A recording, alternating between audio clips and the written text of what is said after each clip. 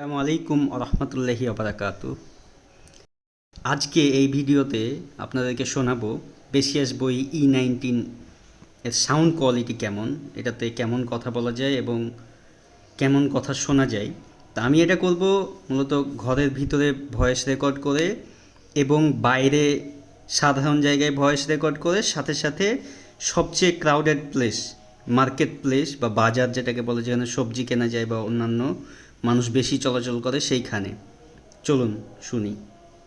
এখন বেসিয়াস বই E19 ইয়ারপডের শুধু বাম কানেরটা লাগিয়ে রেখেছি। এখন আপনারা যেটা শুনতেছেন এটা শুধু বাম কানের। এখন বেসিয়াস বই E19 এয়ারপডের ডান কানেরটা শুধু লাগিয়ে রেখেছি। এখন বেসিয়াস বই E19 এয়ারপডটা আমার উভয় কানে লাগিয়ে রেখেছি। এখন আমি একটা ফ্যান ছেড়েছি যাতে নয়েজটা বুঝতে পারি যে আসলে ফ্যানের নয়েজটা কতটুকু এক্সট্রিম হইতে পারে। আমার দুই কানেই দুইটা ইয়ারপড আছে এবং একটা ফ্যান চলতেছে।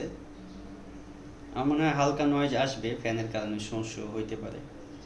এখন আমি মোটামুটি কম ক্রাউডেড প্লেসে আছি।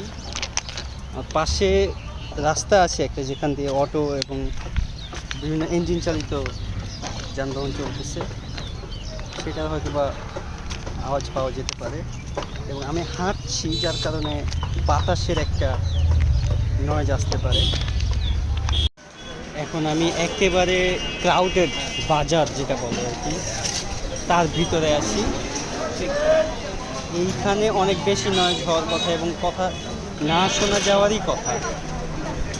অনেক বেশি নয়েজ হচ্ছে এবং আমি এয়ারপডটা আমার কানে দিয়ে রেখেছি। হাতের কাছে নিয়ে আসলে হয়তো বা ভালো শোনা যাবে।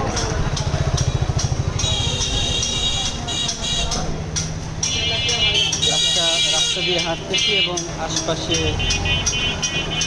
বাজার, কেনাকাটা চলছে।